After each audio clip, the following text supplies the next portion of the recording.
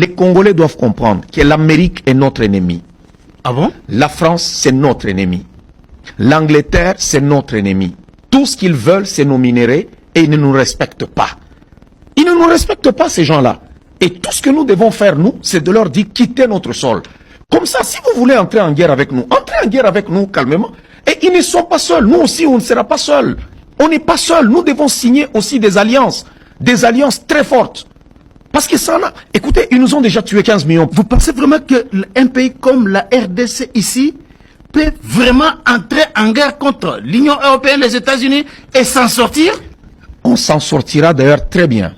On les a chassés au Niger. On les a chassés au Burkina Faso.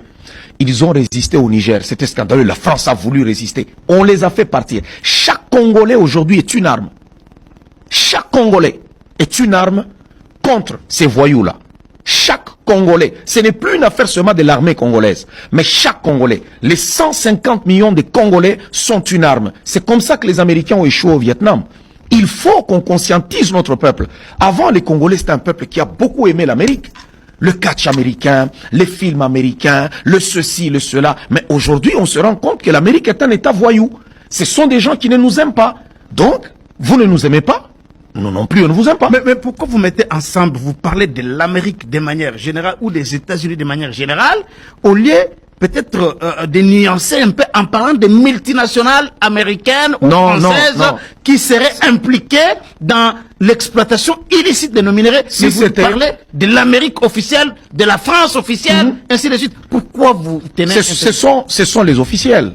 Ce sont les officiels. Ceux qui ont fait le communiqué sont les officiels français et américains. Pourquoi ils ne peuvent pas juste dire sanctionner le Rwanda? Jusqu'aujourd'hui, nous attendons les sanctions. Ça ne vient pas. On en a marre de leur communiquer, qu'ils gardent ça pour eux. Nous voulons maintenant qu'ils quittent notre pays. Point barre. Pourquoi ils s'accrochent? On vous chasse.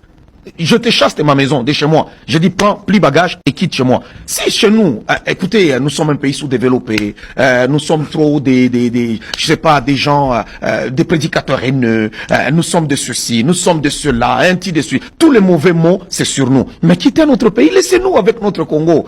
Les Américains se disent nos partenaires privilégiés. Un partenaire privilégié qui nous laisse mourir. 15 millions. Un partenaire privilégié qui est notre ami.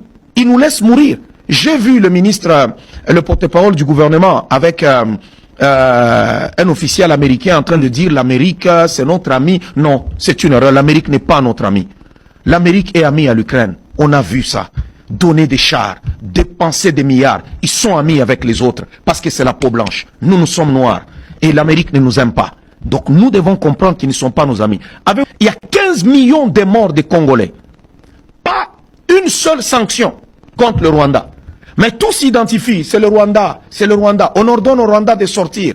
On dit au Rwanda de sortir. Non, ce sont eux les parrains du Rwanda. Ce sont eux qui sont derrière Paul Kagame. Alors pour nous, nous aussi, nous devons les considérer comme des voyous. C'est des États voyous, c'est des États barbares.